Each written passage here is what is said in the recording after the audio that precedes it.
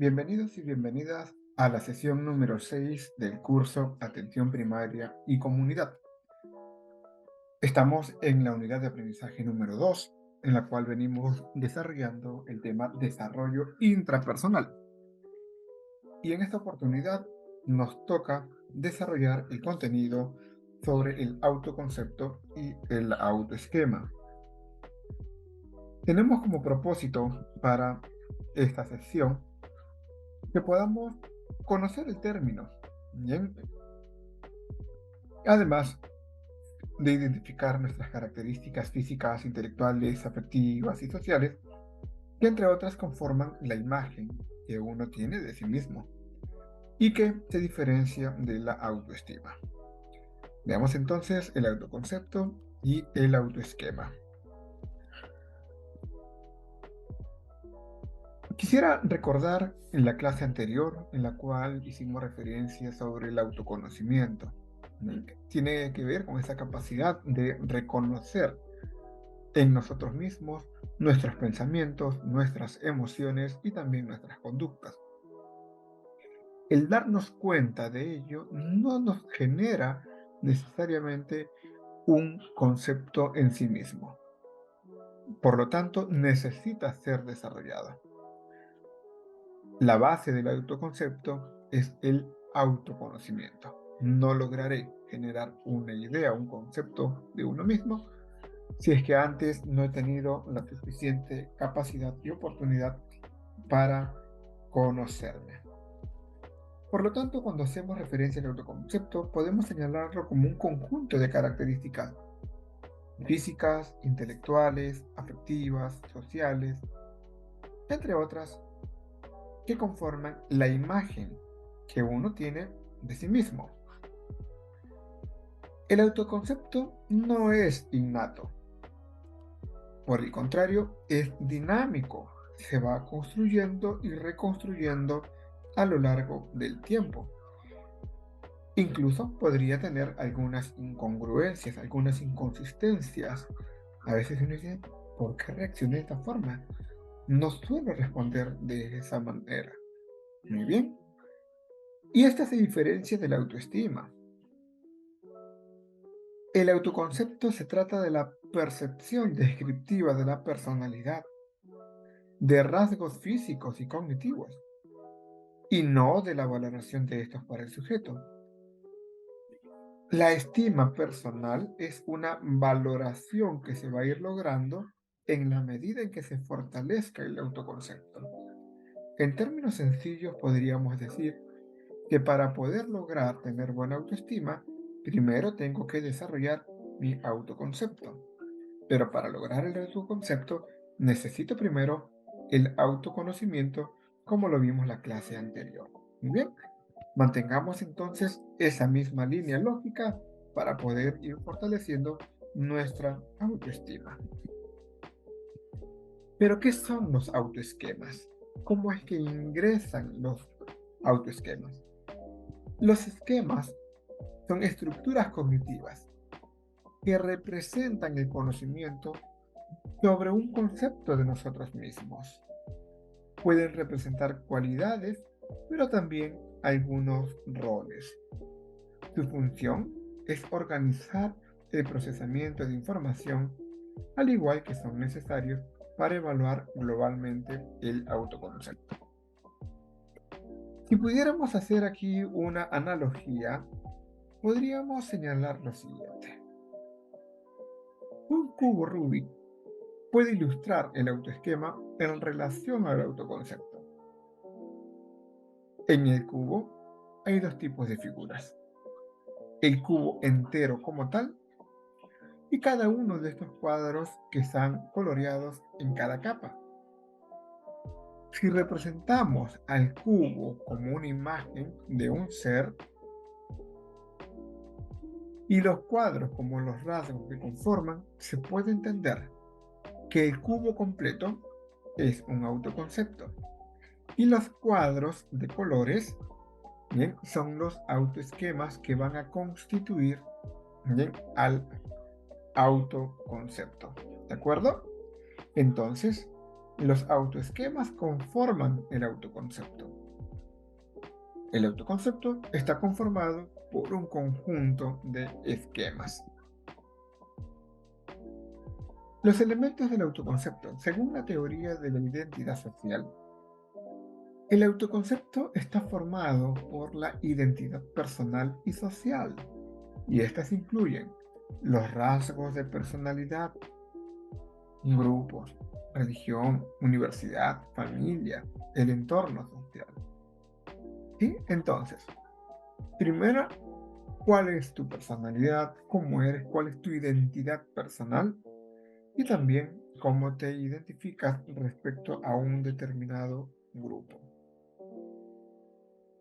Y según la concepción humanista de Carl Rogers, está compuesto por tres factores: la imagen de sí mismo, la autoestima y el yo ideal. Muy bien, la autoimagen, la autoestima y cómo tú te visualizas, cuál es el ideal de tu persona. Todo ello va a contrastar y a generar una idea de ti mismo. Ese es tu autoconcepto. Muy bien, entonces, si yo te preguntara quién eres y tú me haces referencia a tu personalidad o al grupo de pertenencia, está bien, porque eso forma parte de esta teoría de la identidad social que conforma tu autoconcepto. Pero si tú me haces referencia sobre cómo te ves, o cómo te valoras, o cómo tú te sientes en función de tu yo ideal, también es correcto. Estamos haciendo referencia a la concepción de Carl Rogers. ¿Será importante el autoconcepto? Claro que sí, ya que esto nos permite decidir qué hacemos y cómo pensamos, al servir como punto de referencia sobre nuestras capacidades, habilidades y conocimientos. Nos permite tomar conciencia de nuestros roles sociales. Permite una comprensión más global de una situación. Importante para la toma de decisiones que van a ir involucrando nuestras acciones. Y si volvemos al ejemplo del cubo, si quisiéramos resolver un cubo común, pero nos encontráramos con que este no tiene colores, nos veríamos en un dilema. Careceríamos de información suficiente para decidir qué acción tomar o cuál sería el objetivo a lograr, ilustrando así metafóricamente la pérdida súbita de autoesquema, autoconcepto en un individuo. Para favorecer estos procesos de reconocimiento, hablemos de la introspección, que viene del latín introspectus o inspección interna, que designa la idea de mirar hacia el interior. Es el conocimiento que un sujeto puede adquirir de sus propios estados mentales. Significa observarse, analizarse a sí mismo e interpretar en busca de significados. La teoría de autopercepción de Daryl Bem. Esta teoría afirma que cuando la introspección es difícil o está fuera del alcance, los individuos inspeccionan su conducta externa para entender su propia actitud. También afirma que se utiliza el mismo proceso para poder entender la actitud de los demás. En síntesis, afirma que los individuos se guían por sus conductas externas y observables para entender el porqué de las mismas y el porqué del comportamiento de los demás. También existe la teoría de comparación social. Los individuos evalúan sus propias opiniones y capacidades, pero mediante la comparación con otros.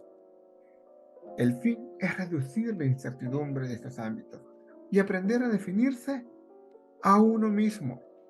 Permite estandarizar rasgos y actitudes dentro de los grupos y además incentiva la competencia. A nivel cultural, existen ciertos factores que intervienen y naturalmente las culturas nacen de condiciones muy particulares de un grupo y estas se moldean y evolucionan para poder satisfacer ciertas necesidades. De esta forma, se crean valores para diferentes hechos, incluyendo rasgos y aptitudes. Se evalúan según lo deseable que sean para la realidad cultural. La dinámica de una cultura y su transmisión, en unión con práctica de estas, puede modificar la formación de autoesquemas de un individuo dentro de ella. Por ejemplo, en las culturas colectivas suelen predominar autoesquemas que refieren a lo social como grupos, como comunidades, etnias, etc. Mientras que en las culturas individualistas predominan autoesquemas personales, como la inteligencia, la extroversión, la amabilidad, entre otros. En nuestro país, ¿qué predomina? ¿Autoesquemas, referencias sociales o de pronto autoesquemas personales? ¿Mm? En todo caso, ¿cómo somos los peruanos? La identidad cultural representa enormemente en el autoconcepto de las personas desde el inicio de su formación, de acuerdo a la enseñanza de los padres y su entorno, que es un referente para los individuos. Se puede analizar en los estudios que se hicieron que para los norteamericanos el autoconcepto es independiente, es decir, que el yo está integrado por gustos personales, habilidades, valores y sentimientos, a diferencia de la cultura oriental, donde el autoconcepto es interdependiente, la referencia de grupos sociales, la jerarquía, la obligación social, es la definición. La cultura deja de ser una colección de dimensiones, más o menos agrupadas por territorios, naciones o estados, y para ser un entramado de prácticas sociales que regulan, expresan y transforman la mente humana. En conclusión, podemos decir que respecto al análisis que se realizó, todas las sociedades son influyentes en el autoconcepto de las personas. La cultura es el determinante al yo porque proveen preferencias, comportamientos y deseos determinantes, ya que conforme crecen, se va adquiriendo. Aquí tenemos las referencias bibliográficas de lo compartido y finalizamos con esta frase. El autoconcepto no es algo heredado, sino que el individuo lo va desarrollando y construyendo a lo largo de su vida. Daniel Goleman.